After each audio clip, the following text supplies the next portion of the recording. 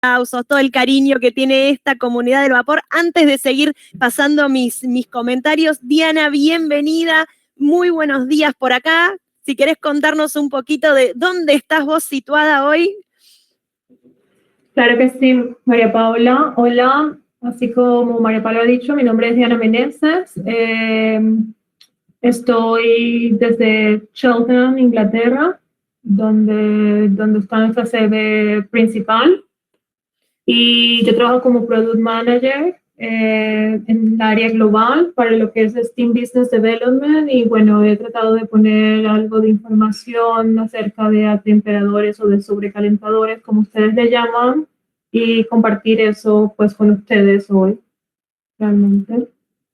Así que miren, nosotros siempre decimos, Diana, que el tema este de la pandemia es un problema para el mundo. Nos tuvimos que acostumbrar a trabajar de otra forma, tuvimos que aprender a desarrollar nuevas habilidades, pero así como nos da eso, también nos da esta posibilidad de poder tenerte a vos acá compartiendo con nosotros este seminario y nos da la posibilidad de acortar barreras, de poder estar cerca a pesar de estar lejos y poder compartir con nuestra comunidad. Hablando de eso, le vamos a mandar un gran abrazo a Lea. Lea sigue recuperándose, así que mandemos todas nuestras mejores energías para tenerlo pronto acá con nosotros, acompañándonos nuevamente en el ciclo.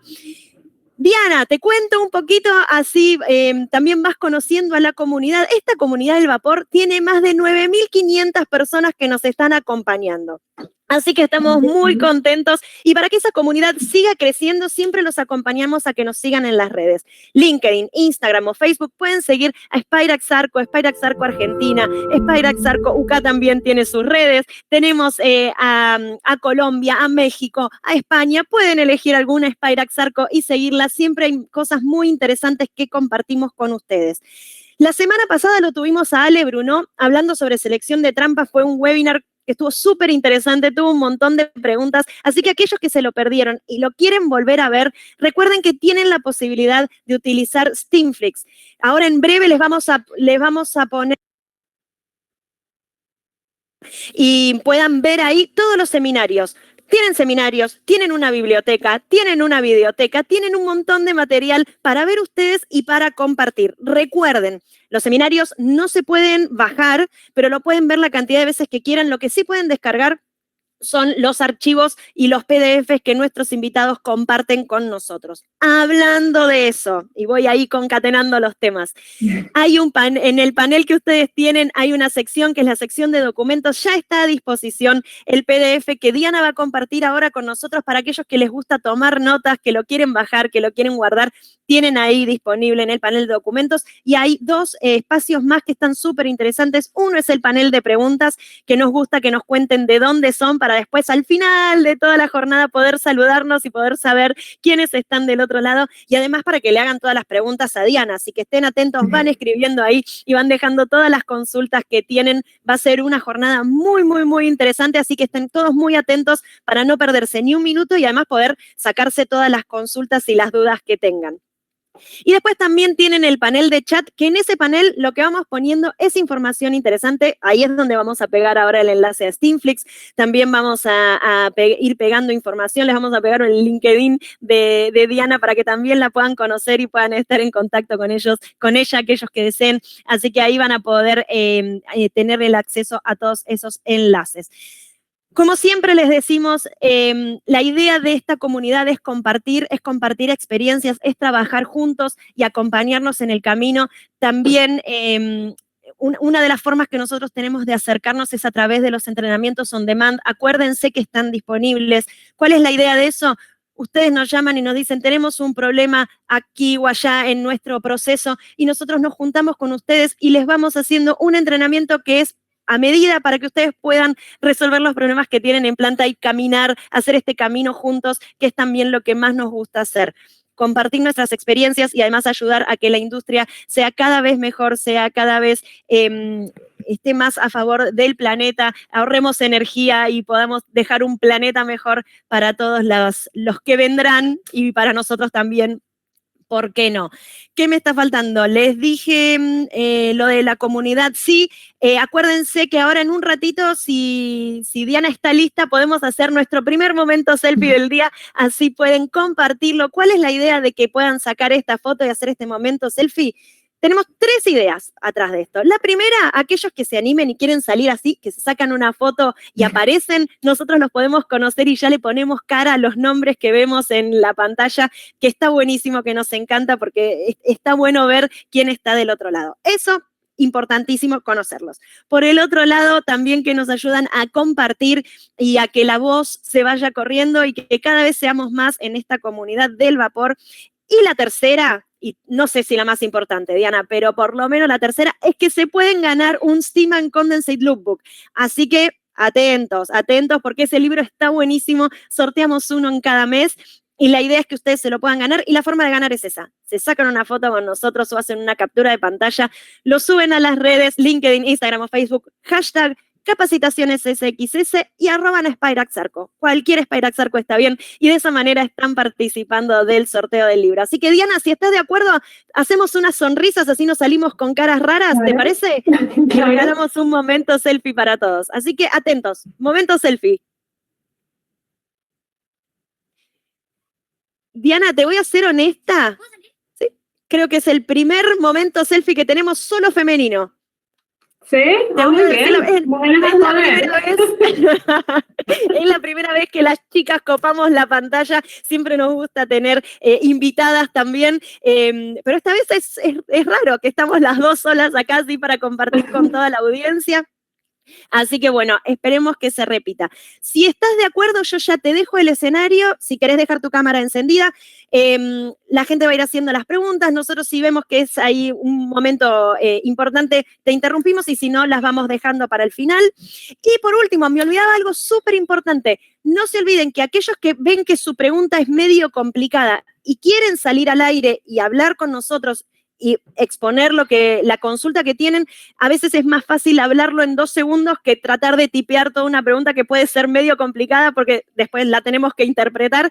Aquellos que se animen me escriben, Pau, me quiero conectar, quiero hablar con Diana y lo coordinamos para que al final puedan salir al aire. La semana pasada salió también un webinauta acompañándonos, hablando con Ale, así que las puertas abiertas para compartir y para sacarse sus dudas. Diana, te dejo el escenario entonces para vos. Y nos vemos en un ratito. Vale, gracias. Bueno, buenos días a todos. Como la idea de hoy es, como mencioné anteriormente, es compartir un poco de conocimientos acerca de los atemperadores y consideraciones generales para el diseño de los sistemas de manera segura, instalación y control. Bueno, esta sesión más o menos dura 90 minutos. Como María Paula lo ha mencionado anteriormente, la presentación dura más o menos 75 minutos y voy a dejar al final 15 minutos de preguntas. Y bueno, si tienen alguna pregunta la pueden poner a través del chat y respondemos al final.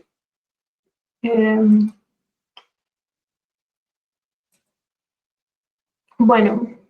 El objetivo de hoy es mejorar la comprensión en torno al diseño y las consideraciones operativas de un sistema atemperador típico y responder cualquier pregunta que puedan tener. La verdad es que hay muchas consideraciones a tener en cuenta cuando se refiere a de sobrecalentadores.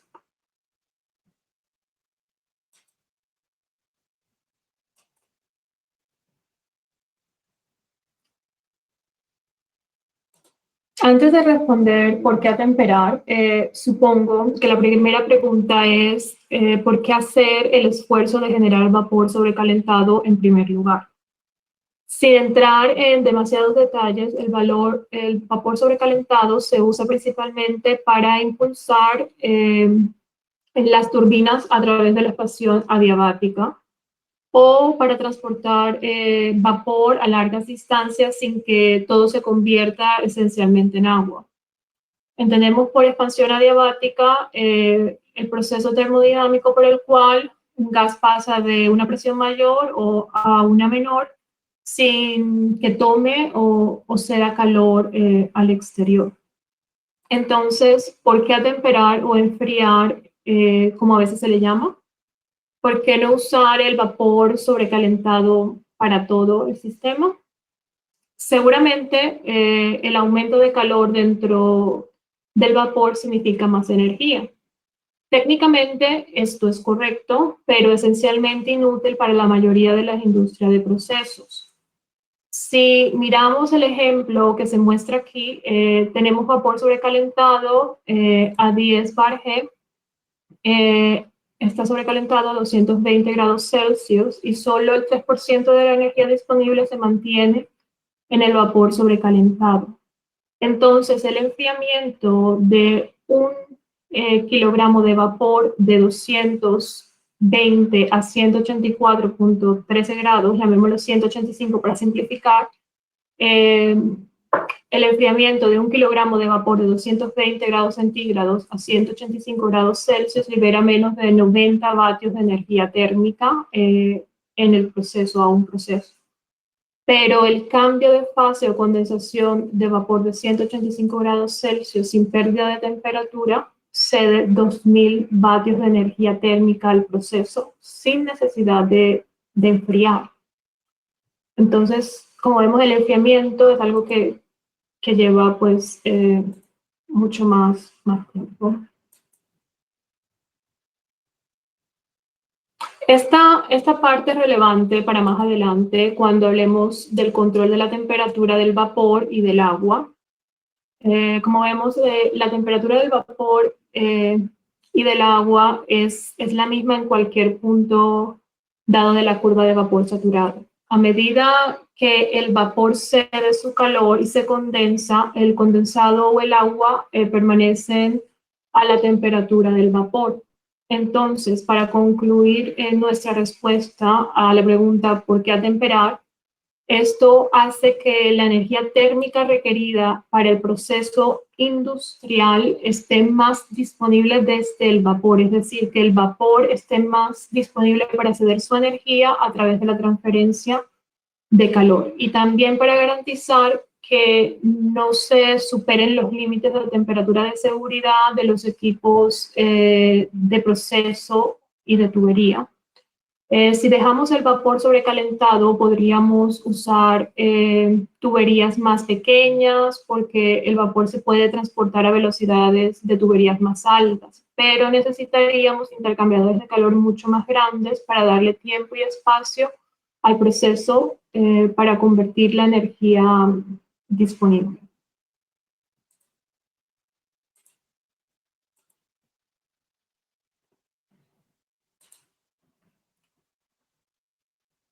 Antes de descubrir los tipos de atemperadores o sobrecalentadores que existen, es importante comprender primero los métodos de atemperado. Cuando se trata de atemperar el vapor, existen dos métodos, que es el directo y el indirecto. Esto describe la relación del vapor con el medio refrigerante. Los atemperadores directos entran en contacto directo con el medio refrigerante, mientras que los indirectos no lo hacen. Cuando esto surge la pregunta, o sea, con esto surge la pregunta de ¿cuál es mejor? Bueno, de una forma más simple, un atemperador indirecto es una tubería no aislada. Se considera que una tubería podría entregar entre 50 a 200 vatios por minuto de calor y un solo kilogramo de vapor a 10 bar tiene más de 2000 vatios de energía. Si tiene un caudal de toneladas por hora, entonces una tubería larga para irradiar toda esa energía térmica adicional. Se necesitaría una tubería muy larga para poder irradiar toda esa energía térmica.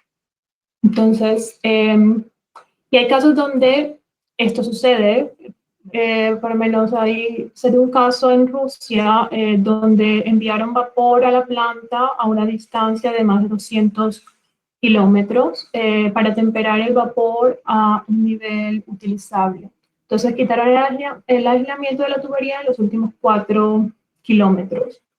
El problema con eso es el control del proceso. ¿Qué sucede cuando las condiciones de temperatura ambiente cambian o la demanda del caudal másico de la planta fluctúa? Bueno, es un poco difícil agregar o quitar aislamiento para adaptarse a un proceso. A veces la planta obtenía 20 grados de sobrecalentamiento y otros días agua caliente. Y ese ejemplo demuestra el requisito de atemperadores de contacto directo en la industria.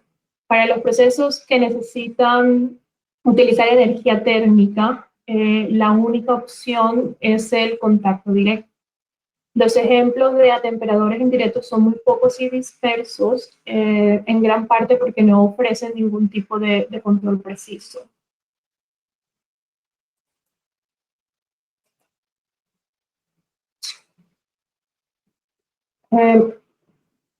Por eso sabemos que los atemperadores de contacto directo son los más eficientes y fáciles de controlar. Y sabemos que con el enfriamiento, la tecnología directa o el agua atomizada, como a veces se le denomina, tiene que entrar en contacto directo con el vapor. Esto se hace por inyección y cubriremos la tecnología más adelante, pero hay 3 factores que deben tenerse en cuenta para enfriar el agua y todos estos tienen un impacto en el rendimiento y la confiabilidad. Estos son calidad, temperatura y presión. Entonces, cuando hablamos de la calidad del agua,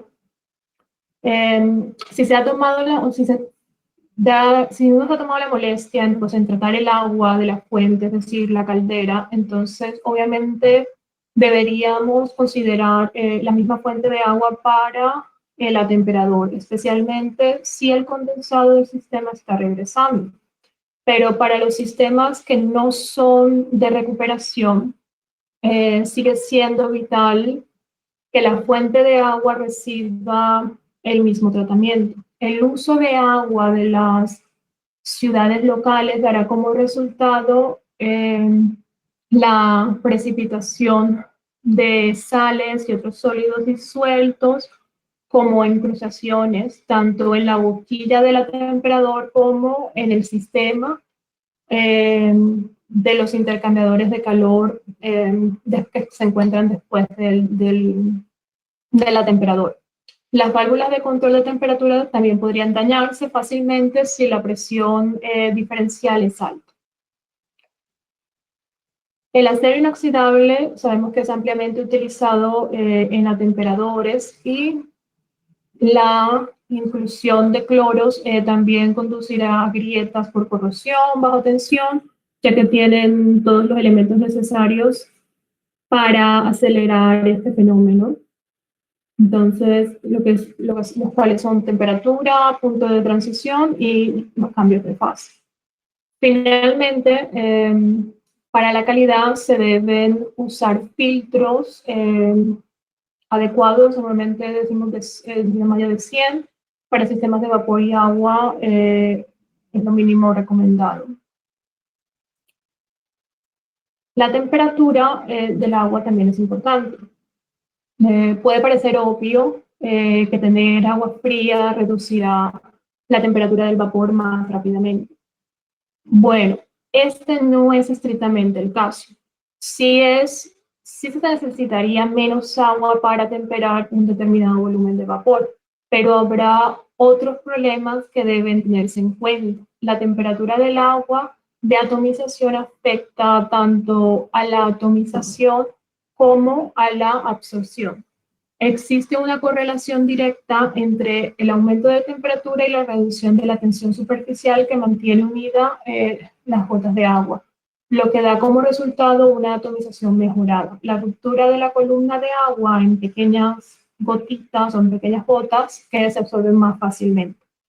También existe una correlación entre el aumento de la temperatura y la tasa de vaporización y distribución de las gotas, lo que conduce a una mejor absorción. En términos simples, el aumento de la temperatura reduce la caída de las gotas y el exceso de atomización como resultado de que el agua de atomización cae bajo la fuerza gravitacional hacia el fondo de la tubería y se transporta alrededor del sistema a alta velocidad con el resultado de golpes arietes, es decir, un aumento repentino de presión causado por un cambio repentino de la velocidad del caudal de la tubería. También puede generar erosión y problemas de transferencia de calor. Entonces, el agua también puede estar demasiado caliente. Un máximo sugerido es la temperatura del vapor de menos de 20 grados para evitar el cambio de fase y el parpadeo dentro de las boquillas que conducirían a la erosión y el rendimiento por asfixia, ya que el volumen de vapor es muchas veces mayor que el del agua en la misma presión, a la misma presión. Finalmente, para la temperatura, el agua fría tiene un mayor contenido de oxígeno y por lo tanto es probable una mayor posibilidad de corrosión. La conducción activa de la temperatura del agua de presión por encima de los 90 grados reduce el contenido de oxígeno a niveles en partes por millones que no causarán corrosión. Y lo último a tener aquí en cuenta es la presión. Y bueno, veremos en breve cómo la presión afecta a cada tipo de atemperador, pero es imperativo que tener la presión correcta para que el atemperador funcione a todos los caudales. Esto es fundamental para corregir la temperación que se está produciendo. Entonces, algunas tecnologías se basan en la presión del agua como fuerza motriz para la atomización y por tanto cualquier cambio en la presión afectará la velocidad de atomización y el potencial de caída de estas gotas.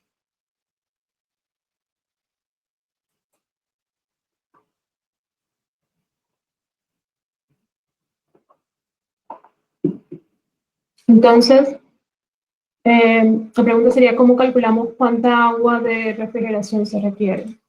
Entonces se hace a través de una ecuación de balance de masa simple que se ve aquí donde dividimos la entalpía del vapor sobrecalentado menos la entalpía del vapor atemperado en condiciones de temperatura aproximada por la misma entalpía del vapor atemperado menos la entalpía del agua de enfriamiento. Multiplicamos eso por la masa de vapor que estamos tratando de atemperar. Por temperatura de aproximación me refiero a la temperatura por encima de la temperatura saturada a la que estamos reduciendo. Hay que recordar que el agua de enfriamiento se sumará al flujo másico, por lo que si un cliente solicita 10 toneladas de vapor en una condición deseada, el atemperador debe dimensionarse en las condiciones de entrada de vapor para proporcionar esas 10 toneladas teniendo en cuenta la masa adicional agregada por el atemperador. Y por último, en el circuito de agua de refrigeración, los caudales pueden ser muy bajos, por lo que la bomba generalmente debe tener un tamaño con un circuito de rebose para evitar puntos muertos, que haya fallas en la válvula de control de temperatura o respuesta lenta del sistema.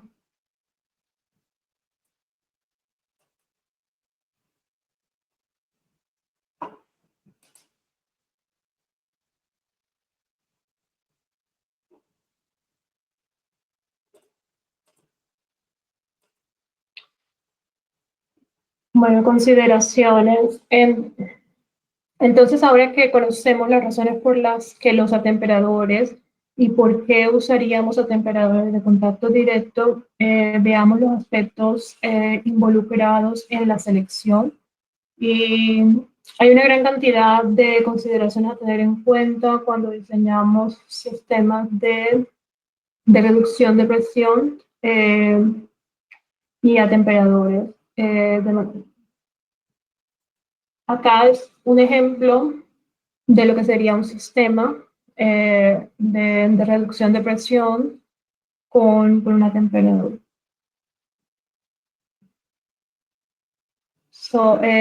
PRDS pues, se refiere a un sistema de reducción de presión y a temperatura, de acuerdo a las siglas en inglés, y cuando me refiero a un PRDS, pues me estoy refiriendo a este tipo de diagrama, que es un simple esquema a lo largo de la presentación, lo van a ver a partir de ahora.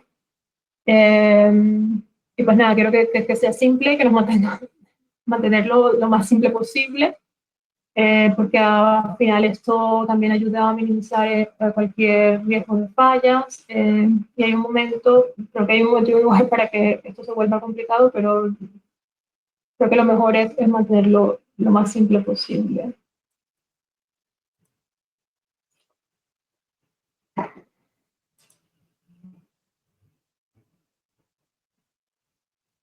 Bueno, me gustaría explicar un poco qué es el Teardown. Teardown, qué es el Teardown y por qué es tan importante en la selección de la tecnología de estos sistemas PRDs. Teardown es la relación entre el caudal másico máximo y mínimo del usuario de vapor, la planta o el punto de uso. La reducción es una función del sistema, no de la temperatura.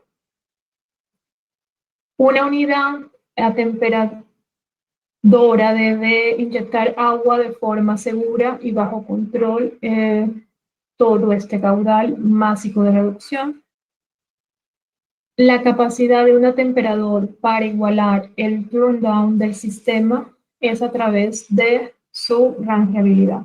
Entonces, como conclusión, el turndown es una característica del proceso en sí, no de la temperatura.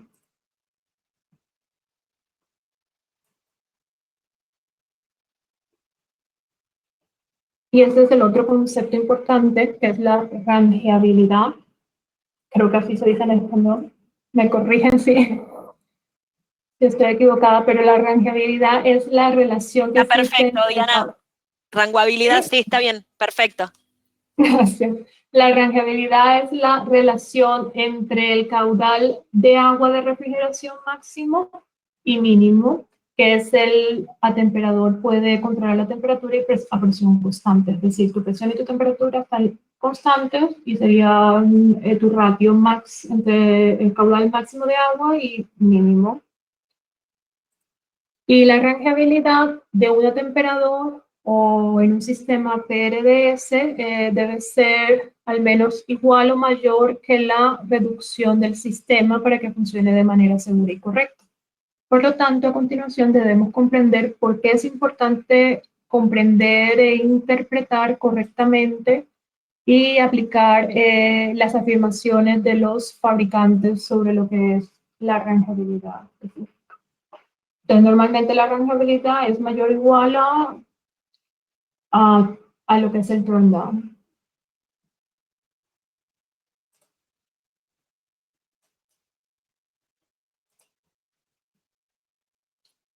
Entonces, sabemos que los atemperadores directos son los mejores, pero ¿son todos iguales? Pues obviamente no. Bueno, la respuesta es no, y los atemperadores directos se pueden dividir en 6 categorías. Y el árbol de decisión para la tecnología, como sabemos ahora, se determina al hacer coincidir la rangeabilidad de la tecnología del atemperador con el turndown del sistema. Entonces, basados en esto, existen 6 tecnologías que serían el atemperador de área fija, los atemperadores tipo Venturi, los atemperadores de área variable, atemperadores con atomizador o tipo spray. Están también las válvulas de acondicionamiento de vapor y el atemperador de baño de agua. Este no lo voy a tocar aquí porque por la complejidad que tiene. Pero realmente hoy creo que no nos daría tiempo para ver esto, pero simplemente porque los modos de control, instalación y operación son bastante diferentes a los de los otros modelos y realmente necesitaría al menos otra hora como para hablar solamente de atemperadores de baños de agua. Y también están un poco restringidos de acuerdo a las directivas de recipientes de presión y como tales no se utilizan normalmente para sistemas de distribución donde se utiliza es en el proceso de punto de uso o donde el sistema es intermitente.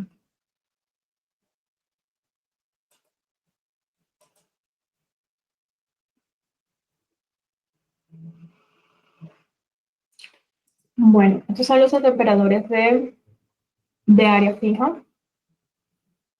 Los atemperadores de área fija o atemperadores de boquilla generalmente consisten en una boquilla insertada en la tubería.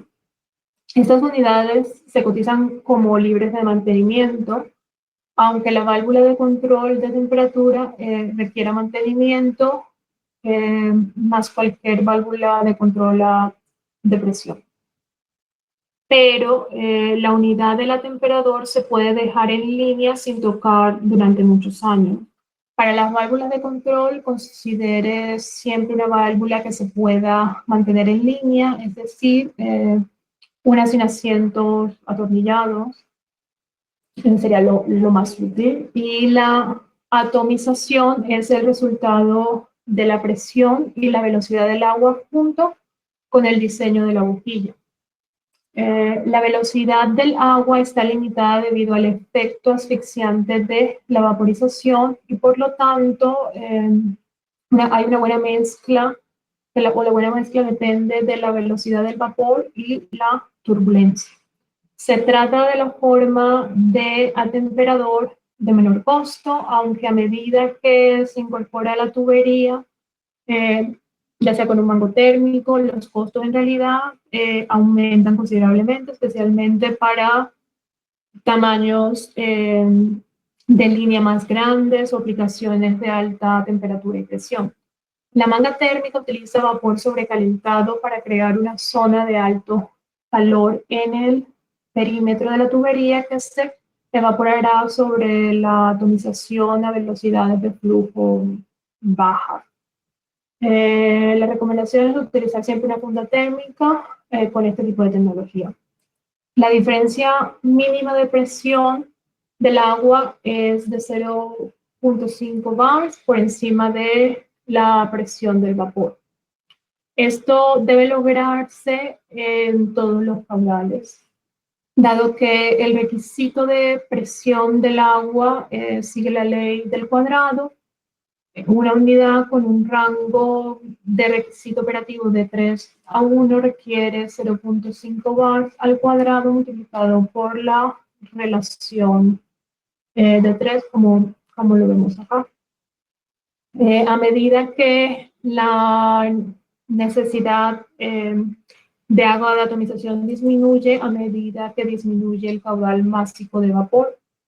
Entonces la válvula de control de temperatura del agua del circuito de atomización se ralentiza y se produce una caída de presión. Es esta caída de presión lo que impide que la boquilla funcione correctamente. Con tamaños de tubería más grandes, una sola boquilla puede provocar grietas o enfriamiento del núcleo porque la dispersión de la boquilla no es excelente en función del método de atomización, es decir, hay una caída de presión del agua bombeada y una velocidad relativamente lenta.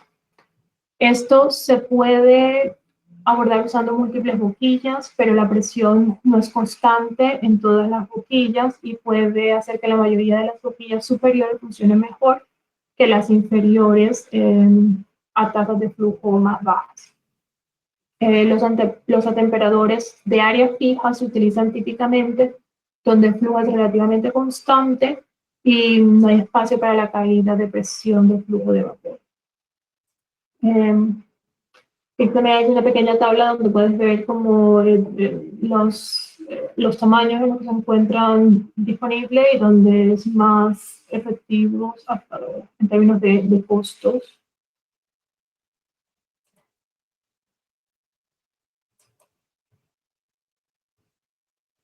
El siguiente tipo de atemperador son los atemperadores de tipo Venturi.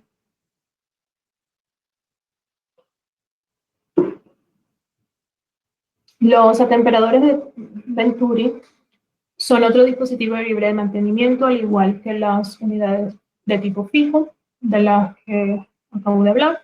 Sin embargo, el principio de funcionamiento es diferente. Nuevamente existe una presión diferencial mínima que nuevamente está sujeta a la ley del cuadrado, pero el diferencial es menor y por lo tanto el diferencial de la bomba es menor a tasas de flujo bajas.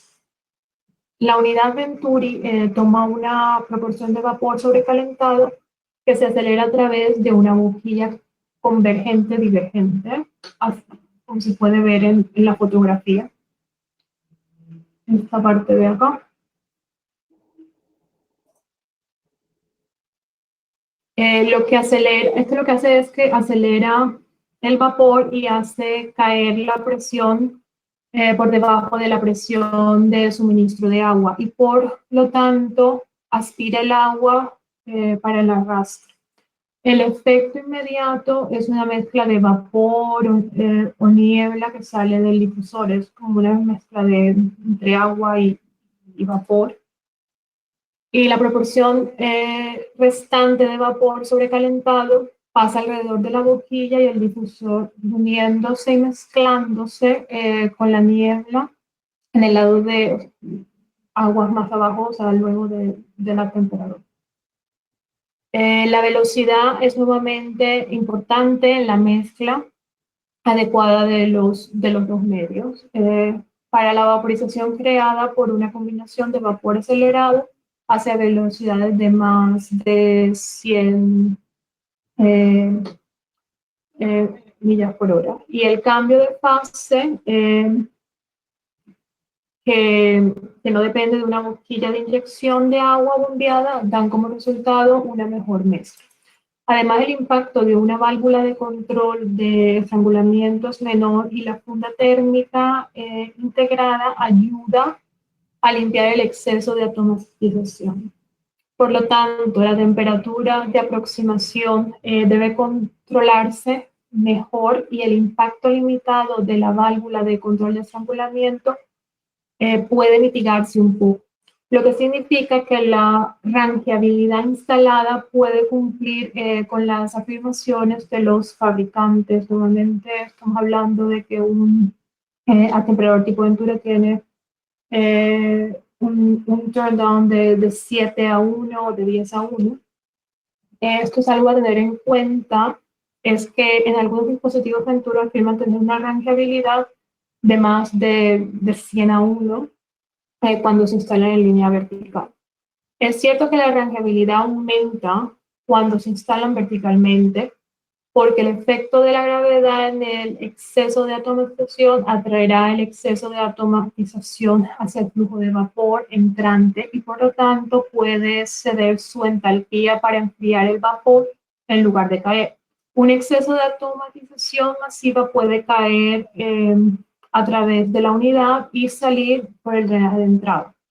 Pero el principio Venturi está limitado por la velocidad del vapor y aquellos sistemas que usan un Venturi de área variable cierran la puerta al drenaje, lo que significa que son más susceptibles a un golpe de ariete, es decir, que hay una caída de presión por un cambio de la velocidad.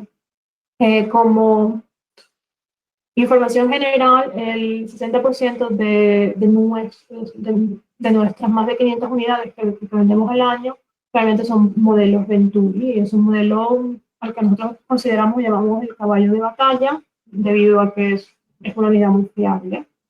Pero hay una caída de presión a considerar en este tipo de atemperadores. En sistemas de alta velocidad esto puede llegar a 3 o 5 bares pero si la reducción del sistema es menor, la caída de presión se puede reducir a 0,5 bares, lo cual lo hace mucho más manejable. Eh, Al igual aquí, pueden ver diferentes tamaños y donde es mucho más efectivo con referente al costo.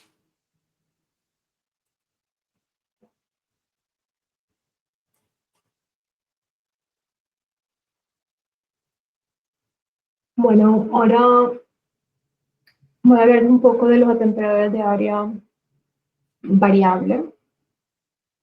Creo que estos son con los que más familiarizados me encuentro. Veo que son los un poco más complejos. Dice, los atemperadores de área variable son unidades de inserción que son una boquilla rociadora y una válvula de control a temperatura, de control de temperatura en una misma unidad. Es decir, tiene una válvula de control de temperatura integrada en la temperatura.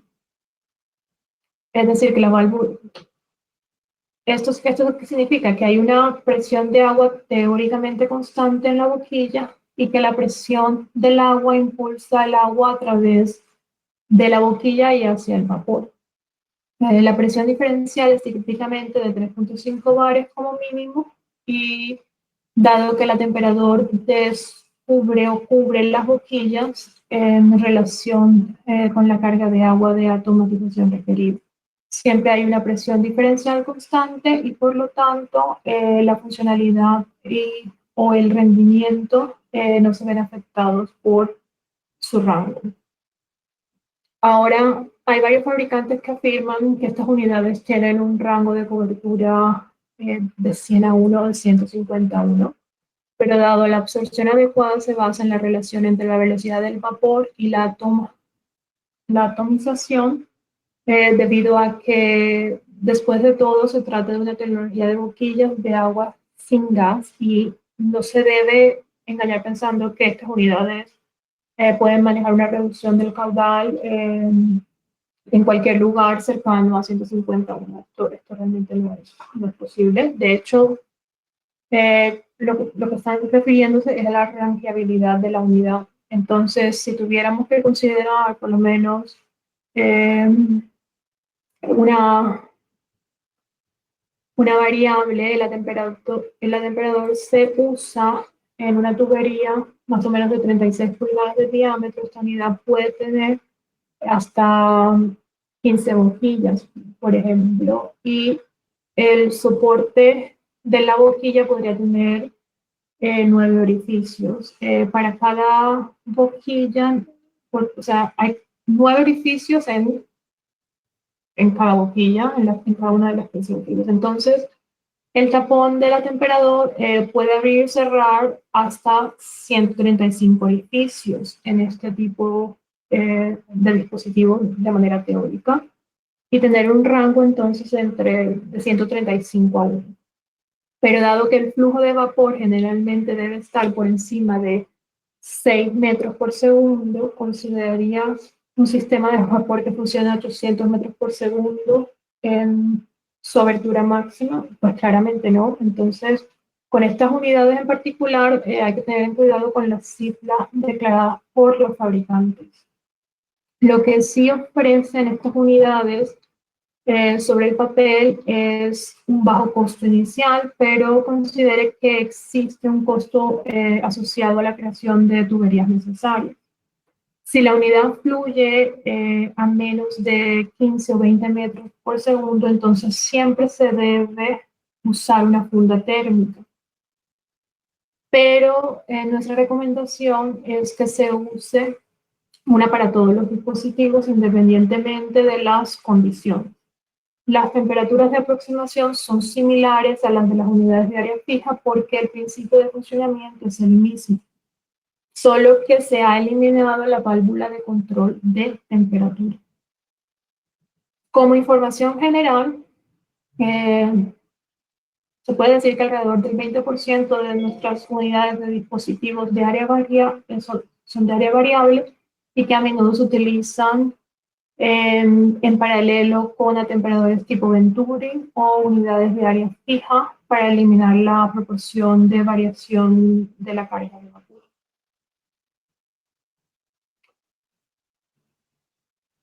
Estos realmente son en relación costo más eficientes para diámetros mayores a 8 pulgadas.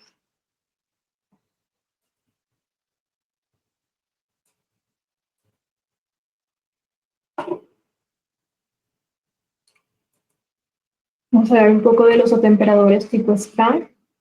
Los atemperadores de tipo spray utilizan vapor de alta presión o más bien de alta velocidad para romper la columna de agua en millones de gotitas por minuto. Donde la tecnología de boquilla de agua utiliza una columna de agua bombeada para atomizar el agua, donde está limitada a velocidades de agua de rociado de 110 metros por segundo, más o menos con la temperadores de atomización. El vapor, como la fuerza motriz, verá las velocidades típicamente alrededor de 550 metros por segundo y con más energía y temperatura para romper la tensión superficial y ayudar a la dispersión de las gotas. Ya podemos ver la gran ventaja que puede generar el uso de vapor como fuerza atomizadora. La presión del agua solo necesita estar a la misma presión del vapor y con la capacidad de recircular el agua de rociado. Entonces, la rangeabilidad para este tipo de dispositivos de 51 es lo suficientemente buena para la mayoría de los sistemas.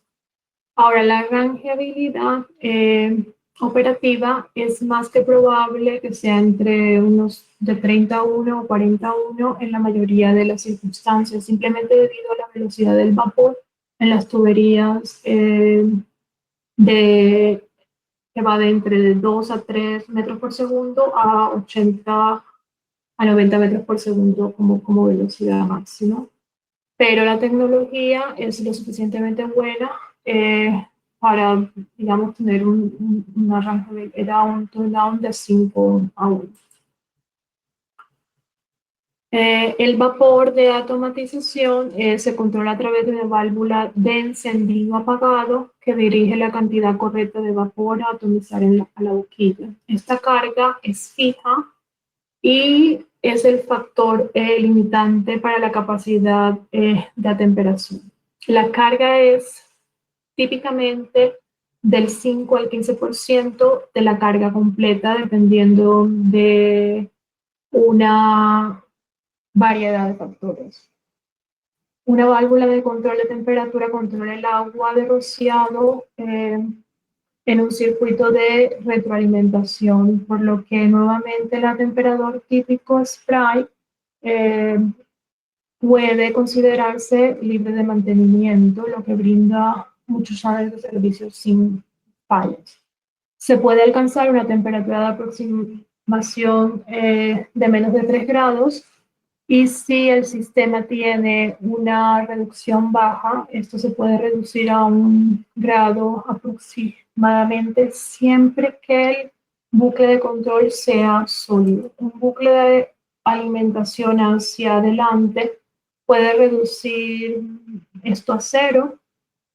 El requisito de que la presión motriz del vapor sea 1.5 veces la presión del vapor atemperado puede limitar las aplicaciones disponibles, pero muchas plantas de petróleo y gas tienen esta tecnología en las principales estaciones PRDS.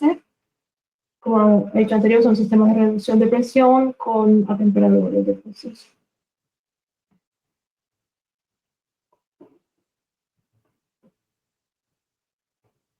Y bueno, aquí también pueden ver los diferentes tamaños y donde es más efectivo en términos de costo.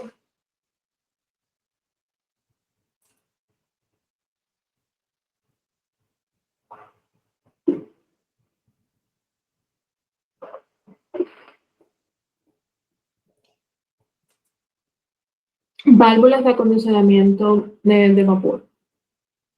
Estos dispositivos suelen estar reservados para centros de generación de energía. Son una combinación de una válvula de control de presión y un atemperador tipo spray y ofrecen grandes ventajas en cuanto a la reducción de temperatura. Ahora, como todo en la vida, hay cosas buenas y malas en todo lo que encontramos, pero con las válvulas de acondicionamiento de vapor, realmente cuando son malas, son realmente malas.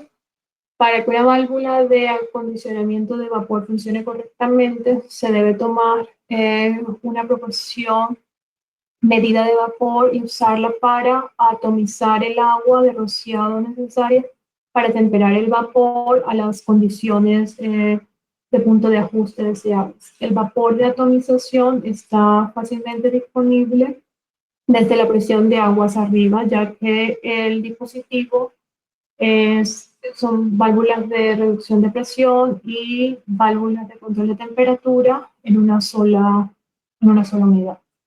Ahora, el vapor viaja por encima de la velocidad del sonido a través de las válvulas de control y estas velocidades son 10 veces la velocidad utilizada en las máquinas de corte hidrodinámica. Por lo tanto, es de vital importancia en qué punto exacto inyecta el agua o se convertirá la válvula pues como en una máquina de corte. Eh, se da algunos casos de varias fallas de fabricantes que producen válvulas de control de muy alta calidad, pero sus válvulas de acondicionamiento de vapor no son muy malas o no son tan buenas. Estas válvulas deficientes inyectan agua directamente a la primera etapa del ajuste de la válvula. El agua tiene 10 milímetros para viajar, entonces, antes de pasar por la apertura reductora de la presión. Entonces, la erosión es una formalidad. En efecto, funciona más como un dispositivo Venturi que como un atomizador. Estos fabricantes también afirman que la temperatura aproximada de cero, es decir, vapor saturado. Nuevamente, debido a la función del diseño, esto puede suceder pero como mucho exceso de atomización. Un ejemplo es cuando trabajamos para rescatar un proceso en el Reino Unido eh, que estaba descargando una tonelada hora de agua desmineralizada a través de las trampas de vapor para drenar. En el primer año de operación, el sitio arrojó más de 6.000 toneladas de agua desmineralizada a un costo de 250 libras esterlinas por tonelada. Y la tasa de degradación estaba aumentando de forma alarmante. En realidad,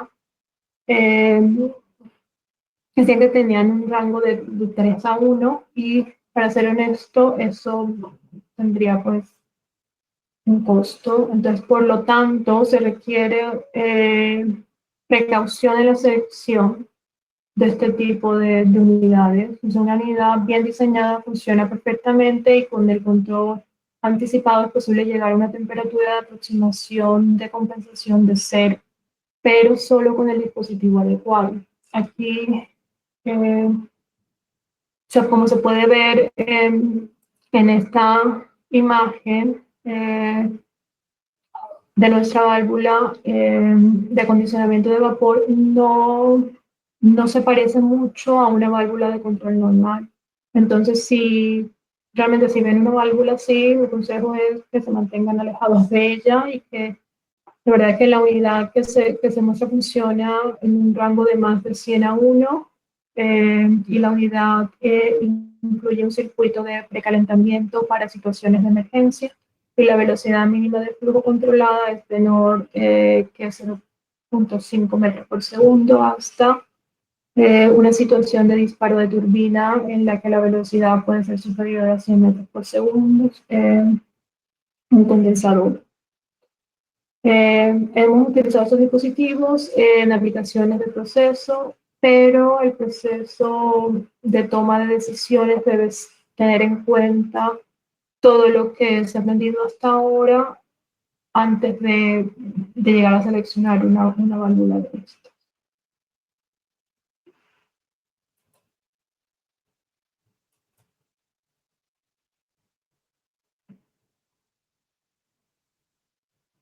Bueno, vamos a hablar un poquito de lo que es el control de estos sistemas. Durante este webinar he mencionado los bucles de retroalimentación, así que se cubrirán un poco más adelante. En su forma más simple y en la forma en que operan la mayoría de los sistemas atemperadores, los bucles de retroalimentación se utilizan como función de control principal. Retroalimentación de presión para válvulas de control de presión y retroalimentación de temperatura para, sí, para válvulas de control de temperatura.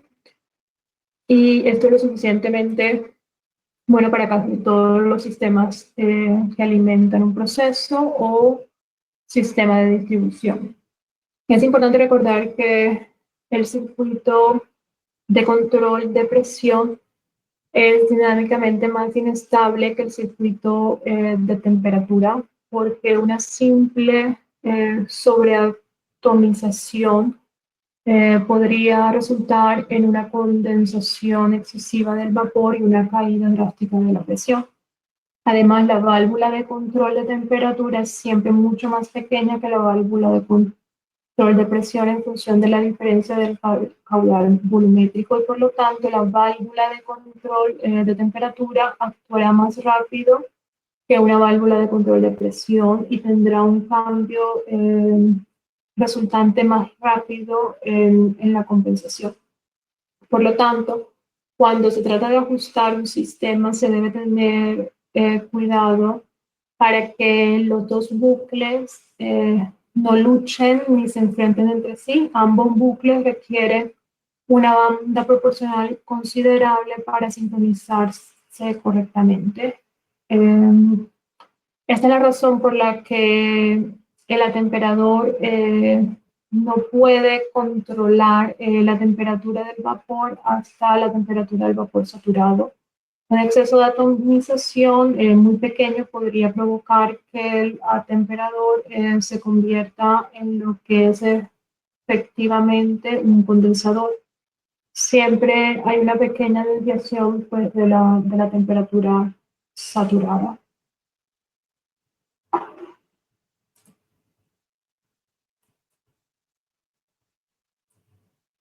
Bueno, a continuación simplemente quiero cubrir algunas reglas simples sobre dónde colocar los transmisores, ya sean de presión o temperatura. Normalmente los transmisores de presión deben estar a un mínimo de 6 metros después del atemperador y tener un amortiguador de aislamiento saludable para evitar daños del diafragma o piezoeléctrico o alguna electrónica como resultado del parpadeo, particularmente en cargas fluctuantes o el inicio o ventilación del sistema. La distancia permite cualquier recuperación de la presión que pueda resultar después del colapso potencial del vapor como resultado de cualquier exceso de atomización. Para temperaturas de aproximación cercanas al vapor saturado, es decir, de más de 10 grados de la temperatura de saturación o menos. Los transmisores de temperatura deben estar a 12 metros después del atemperador o en realidad tan lejos después del atemperador como sea posible para una completa absorción del agua de rociado. A medida que las temperaturas de aproximación se alejan de la temperatura de saturación, la distancia se puede reducir significativamente. Es bastante factible tener un sensor de temperatura a 4 o 6 metros después del atemperador bajo temperaturas de aproximación, donde la temperatura de saturación está por encima de 25 grados por encima de la temperatura de saturación. Y realmente las fluctuaciones del caudal másico hacen que sea más difícil de controlar, por lo tanto, a veces se debe considerar un sistema de reducción de presión y de temperado en paralelo que pueda controlar mejor cualquier carga volátil. La imagen aquí muestra un sistema paralelo donde se usa un atemperador para la carga constante y la segunda unidad modula de acuerdo con la variación.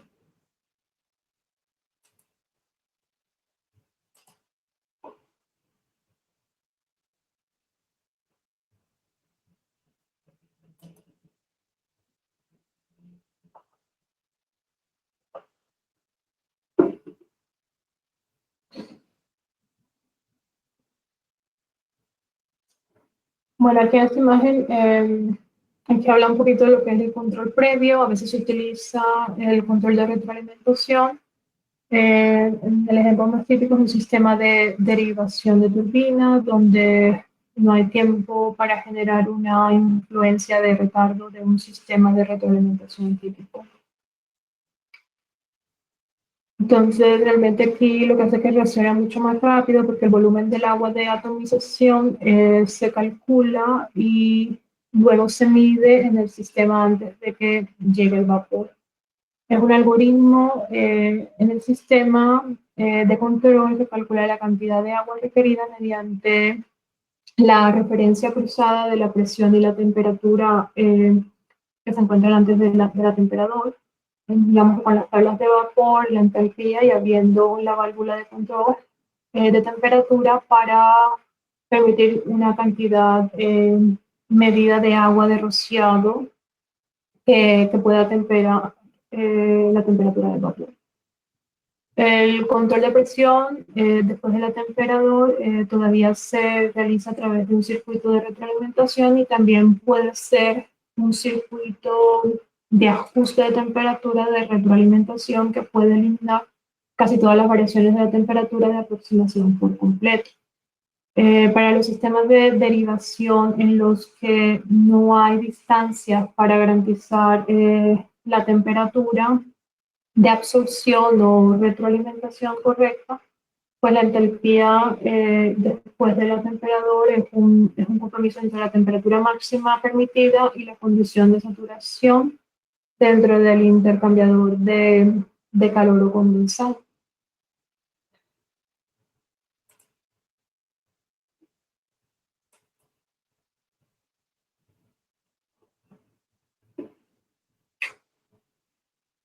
Distancia de absorción. Bueno, la imagen aquí muestra el perfil de velocidad de un flujo de una tubería.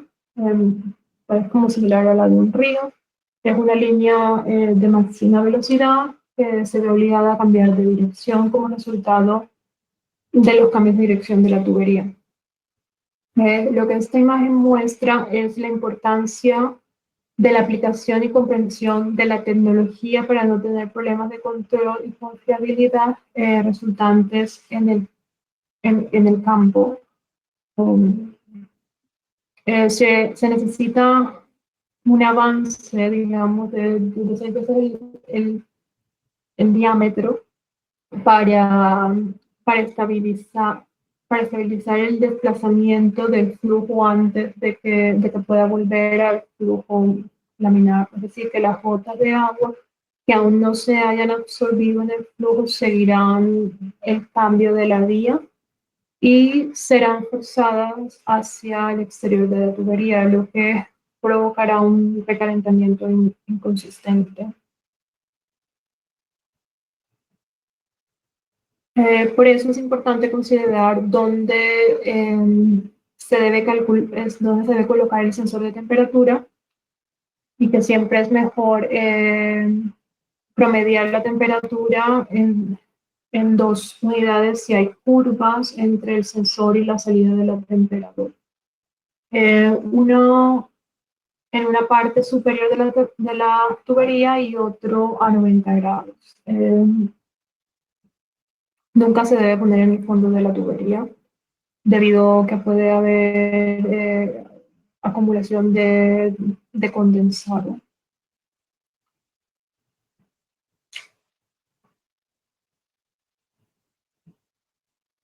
Para aquellos atemperadores que dependen de la turbulencia del vapor para ayudar a la mezcla del agua de aspersión y vapor a crear una temperatura de aproximación deseada, las tuberías de agua eh, después del atemperador deben dimensionarse correctamente para optimizar la turbulencia del vapor. Esto puede significar que las velocidades del vapor son extremadamente altas en condiciones de carga completa. Las curvas en la tubería deben ser siempre de tipo de barrido y ubicarse lo más lejano posible de la temperatura. La sugerencia es una distancia mínima, sería de 12 veces el diámetro del tramo recto, pero normalmente recomendamos al menos 6 metros. La tubería de vapor siempre debe estar aislada en la parte posterior de la temperatura. Esto proporciona un entorno uniforme en el que tiene que funcionar el circuito de control de temperatura. El aislamiento también ayuda a evitar que los operarios se lesionen inadvertidamente.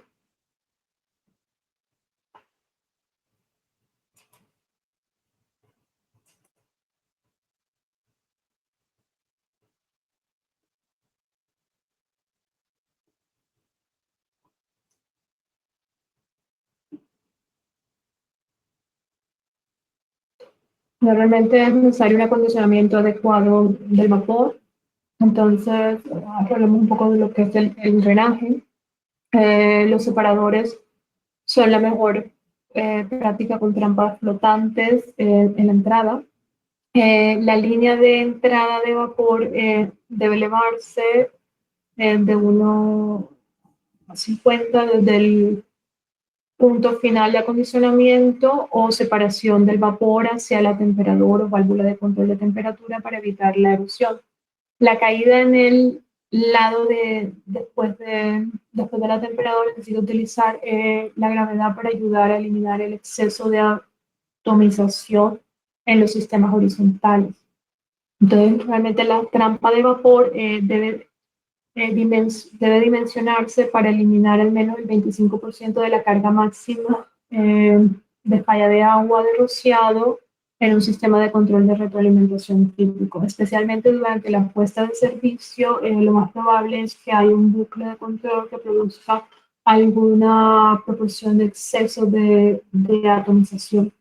Asimismo, en la producción de fluctuación en la carga podría resultar en un exceso de atomización.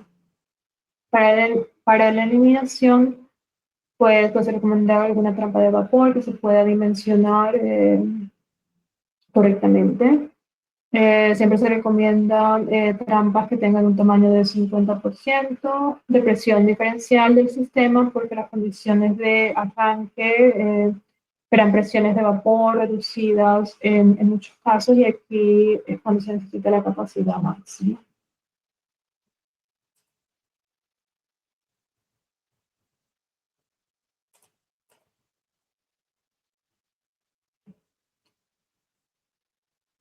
Bueno, siempre recomendamos utilizar como una trampa flotante con derivación, y la derivación puede ayudar si hay un problema de control, y también proporciona un excelente, digamos, diagnóstico para lo que es la tubería.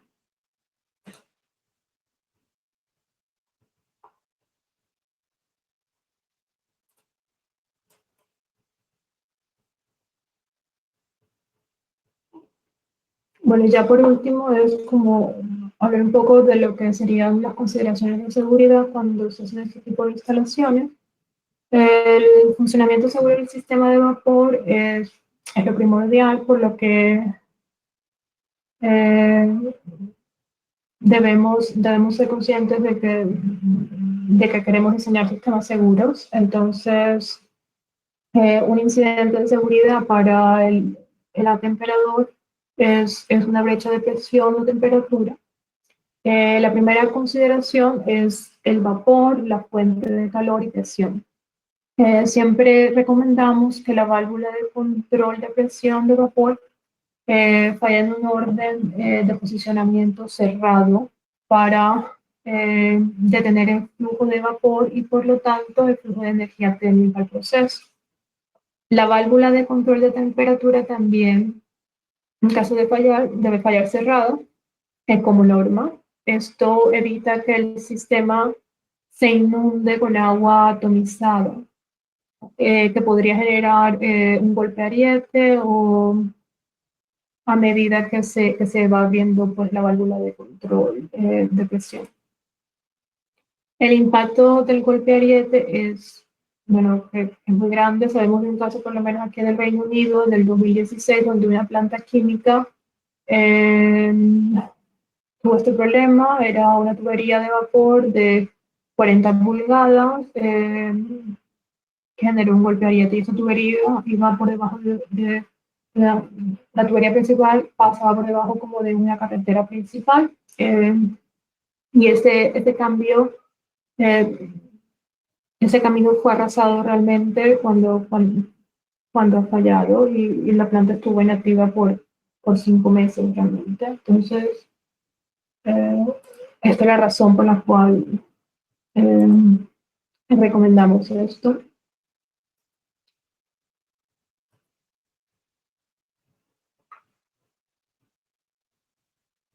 Bueno, también existen las válvulas de inundación o radiestesia. Realmente el cliente puede estipular válvulas de inundación. Se utilizan para enfriar el sistema inmediatamente en caso de una alarma o una falla de alta temperatura. Siendo realistas, estos deben evitarse a toda costa, a menos que el proceso esté siendo calentado por el vapor y pueda volverse explosivo. Si se utilizan entonces los sistemas de drenaje, deben estar en un lugar, en su lugar para eliminar el condensado, o es probable que se produzca pues, golpes de ariete en estos casos. Bueno, ya por último, lo que son pues realmente las válvulas de seguridad eh, dimensionadas para recalentamiento en caso después de la falla de la válvula de control de temperatura. Eh, es decir, que la válvula de temperatura no se cierre, pues eh, es aquí donde las válvulas de seguridad toman importancia, particularmente útil para sistemas de biomasa, incluido el carbón, como reaccionan lentamente a un gran cambio de la carga. Y bueno, no soy una experta en válvulas de seguridad, pero creo que esto ya sería como podríamos hablar por válvulas de seguridad por mucho tiempo, pero lo importante es que se tengan en cuenta cuando se diseñe pues el sistema de reducción de presión con un atemperador.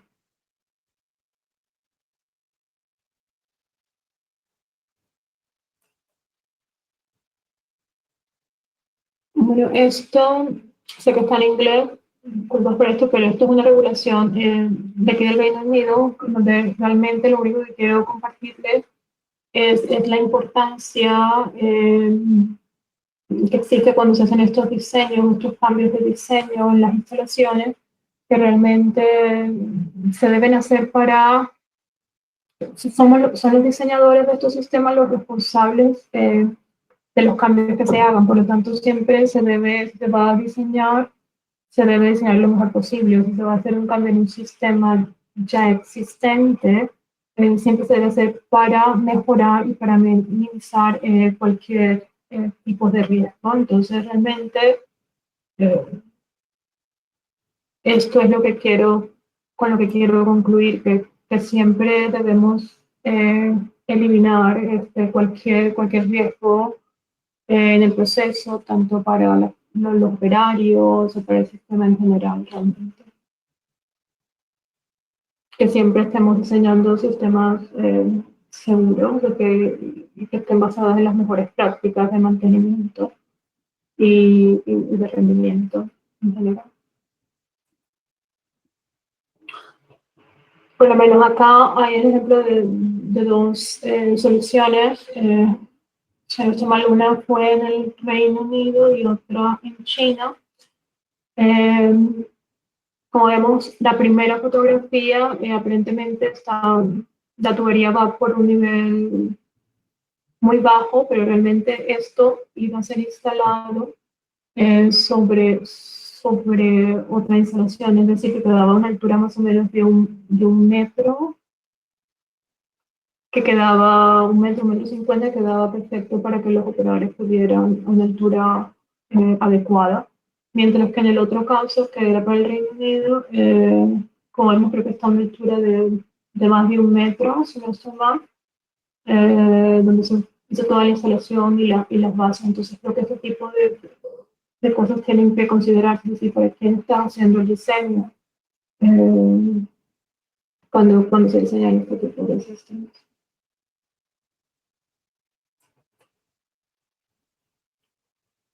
Bueno, muchas gracias. Yo creo que esto ha sido el final de la presentación y no sé si hay alguna pregunta. Buenísimo, Diana, súper, súper claro. De todos modos, siempre hay preguntas y eso está buenísimo. Así que aquellos que les vayan surgiendo dudas, aprovechen ahora ahí en el panel de preguntas para ir haciéndolas. Mientras te leo alguna. Florencia dice, para todos los atemperadores, ¿es más ventajoso instalarlo en sentido vertical? ¿Se podrá repetir por qué? Bueno, creo que en ningún momento, creo que depende de cada temperador. Creo que la única forma que me referí a que si era más ventajoso era con el tipo Venturi, si mal no recuerdo, que puede que sea un poco más eficiente, pero porque puede aumentar la rangeabilidad. Pero como digo, la rangeabilidad está dada eh, por el atemperador y mientras que el turn down es base al proceso. Entonces realmente depende del proceso y la aplicación. Que el turn down puede ser menor o igual a la rangeabilidad del atemperador, pero eso depende del fabricante, del tipo de atemperador, dependiendo de las condiciones de atomización, la presión, que son múltiples factores, ¿no? Perfecto. Inicialmente, Sí, sí, perdón. no sé eso, que no podría decir que sea mejor o peor, que sería un caso por caso, realmente. Bien. Bien, así que atenta ahí, Flor, tenés que ver ahí el caso como para ver cuál es la mejor forma de instalarlo.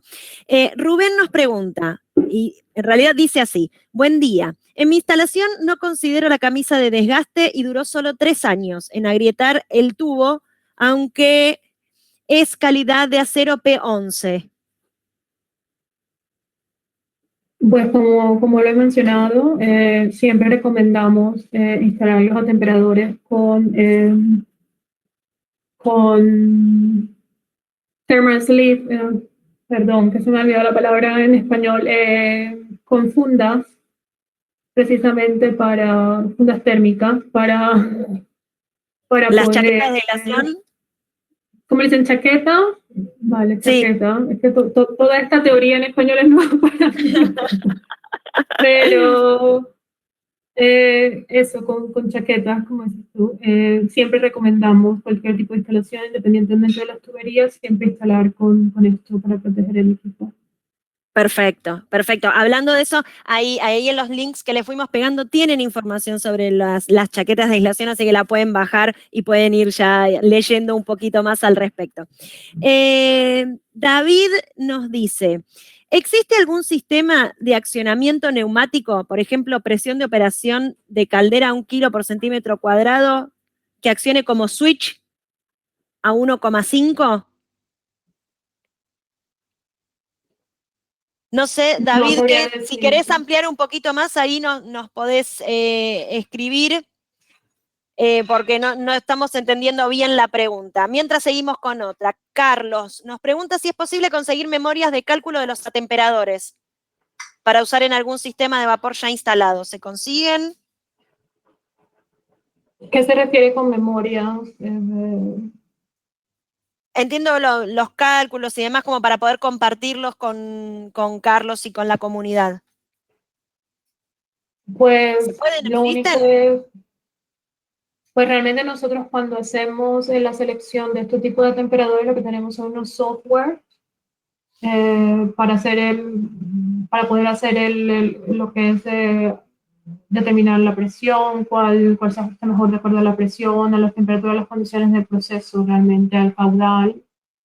Como forma general, creo que mostré un gráfico donde estaban los diferentes atemperadores y donde se mostraba lo que era el turn down, que eso te da como una indicación más o menos referente, de acuerdo al flujo y a la velocidad del vapor, cuál sería más idóneo, digamos, para el tipo de aplicación, pero como digo, normalmente nos ayudamos de unos software para hacer estos cálculos. Genial. Seguimos acá. Manuel nos dice, ¿cómo detectar que no se está generando vapor húmedo? ¿Se puede Pues habría que detectar? mirar condensado, a ver O- habría que mirar a ver si tiene retorno de condensado o no, si es un sistema con retorno de condensado o no. Ok. Acá David amplió un poco su pregunta, esta del accionamiento neumático. Nos dice, tenemos un calentador indirecto con presión de operación en 1 kilo y necesitamos un accionamiento para cerrar una válvula en esa presión. ¿Existe tal Pues, cosa? pues como he dicho, nosotros realmente no nos enfocamos en atemperadores de manera indirecta, precisamente porque es mucho más difícil de controlar los procesos realmente. O lo que nosotros realmente ofrecemos son atemperadores o de tecnología directa, es decir, donde está en contacto directo con el medio, realmente, porque son más fáciles de controlar lo que es la temperatura y la presión. Pero puse un ejemplo de un caso en Rusia donde habían instalado una tubería de 12 kilómetros y que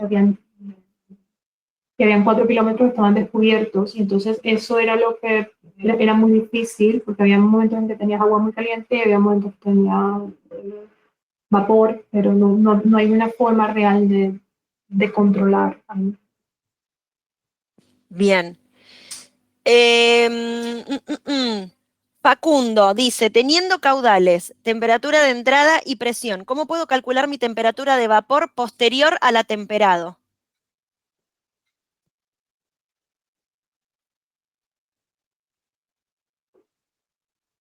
Teniendo temperatura de entrada solamente, pero ¿a Temperatura cuánto de debería entrada, ser? temperatura de entrada y presión.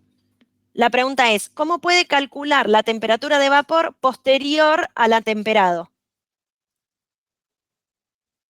Bueno, dependerá del tipo de atemperador, dependería.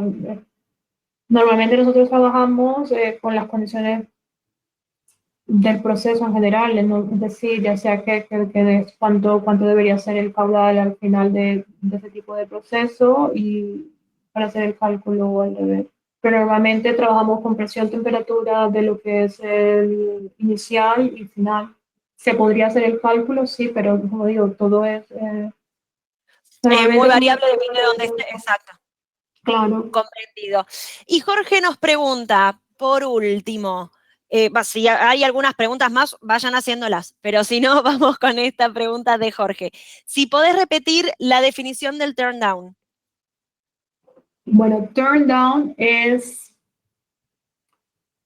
tu caudal máximo de vapor dividido por el caudal mínimo. Normalmente está limitado por las velocidades del vapor. es decir, cuál es la velocidad mínima y cuál es la velocidad máxima que el vapor puede fluir a través de ese temperador, sería la limitante de tu ondado. Perfecto, buenísimo, súper, súper, súper claro. Bueno, Diana, la verdad que yo estoy muy contenta de este debut, muy feliz de que nos estés acompañando ahí mientras nuestros webinautas nos van contando de dónde son, vamos charlando un poquito. Esperamos que te hayas sentido cómoda de compartir acá con la comunidad. No, espero que de verdad que por lo menos se lleven algo de lo que hemos compartido hoy, que es la primera vez que expongo sobre atemperadores en español, que aunque mi lengua materna es español, me gustaría saber si hay alguien de Colombia, que yo soy de Colombia, me gustaría saber si hay alguien de Colombia escuchando el Ahora webinar. nos van a ir diciendo, vaya, algunos me chusmearon, tenemos a alguien de Colombia, pero vayan poniendo ahí de quiénes son. La verdad que está súper, como dijimos al principio, es esto de la pandemia y COVID, además de reforzar siempre el tema de seguridad, no solamente seguridad en las instalaciones, sino también la seguridad de las personas, la seguridad del planeta. Es importante seguir cuidándose y extremar las medidas de precaución, pero nos están dando esta posibilidad de poder estar con Diana, que está ahí en UK acompañándonos hoy en este seminario, con gente de todo el mundo. Nosotros decimos siempre que vamos desde México a Argentina y desde Chile a España, así que para nosotros este ciclo es algo novedoso, es algo que nos unió a los hispanoparlantes y la verdad que estamos muy contentos con eso. Así que agradecerte como siempre. Les voy pasando unos datos, les pegamos ahí en el panel de chat el acceso al Steamflix, donde pueden ver, porque me estaban pidiendo los capítulos anteriores, el capítulo del viernes pasado, este que tuvimos con Ale, así que ahí los tienen, ya está toda la información, tienen la información de las chaquetas de aislación, tienen videos que son súper interesantes, tienen más documentación para bajar, así que revisen, visiten esa página, también tienen la agenda y atentos con esto, atentos. La semana que viene nos va a estar acompañando Hernán Silva con un invitado para estar hablando de Industrias 4.0, así que va a ser súper interesante, es algo que nos consultan con mucha frecuencia.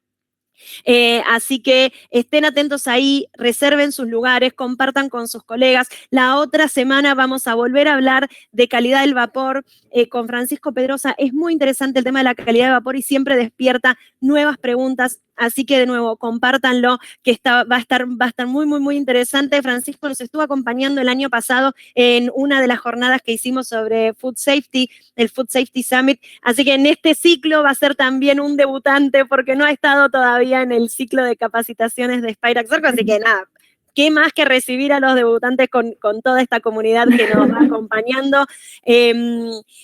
Y vamos a empezar nuestros saludos y vamos a ir saludando, espérame que acá ya me fueron escribiendo, Nelson es de Colombia, así que está saludando Nelson de Colombia, a Roby desde Buenos Aires, Gabriel desde Buenos Aires, Luis Carlos de Colombia, Nelson nos confirma acá que es de Duitama. Diego de Rosario, Patricia desde Chile, Luis también desde Colombia, Luis Mario desde México, Caritza desde Venezuela, ¿quién más? José desde Medellín, Germán desde Argentina, Jorge Milanovich desde Santa Fe, Rubén desde México, Chihuahua, Germán desde Rosario, Andrés desde Cali, Francisco de Chile, Ignacio también nos manda un abrazo, Claudina de Panamá, Sergio de México, Claudio de Santa Fe, Patricia de Chile, Julián de Bahía Blanca, Andrés de Colombia y como siempre es un placer enorme que nos estén acompañando, que estén del otro lado. Hoy vamos a terminar un poquitito antes, pero no sin antes decirles que hay mucho más de este ciclo de capacitaciones. Mandarte un abrazo enorme, Diana, a la distancia. Gracias por acompañarnos en el día de hoy. Y estén atentos, síganos en las redes que ahí vamos posteando. Estamos más compartidores en redes, estamos haciendo ahí algunas actividades con ustedes para que elijan, para que seleccionen, para que nos cuenten cuáles son sus opiniones y está buenísimo, como les decimos siempre, el espíritu de esta comunidad del vapor es compartir, es que nos cuenten también qué es lo que les gustaría escuchar, porque eso también a nosotros nos ayuda a generar más capacitaciones para ser más asertivos en los temas que ponemos a disposición. Así que no tengan vergüenza, no tengan ninguna duda, nos escriben por Instagram, LinkedIn o Facebook. Tienen también el LinkedIn de Diana ahí en el panel para poder ponerse en contacto con ella, y si no se contactan conmigo, María Paula Pasica, me encuentran ahí en las redes y estamos siempre en contacto, con un placer enorme de acompañarlos en este camino de mejorar la industria, de reducir la huella de carbono y de mejorar la seguridad para todos. Así que, sin más, los espero la semana que viene. Esperemos que Lea nos pueda acompañar ya la semana que viene, que esté recuperado y acompañándonos. Sin más, les mando un abrazo grande y nos estamos viendo entonces el próximo viernes con Industrias 4.0. Nos vemos.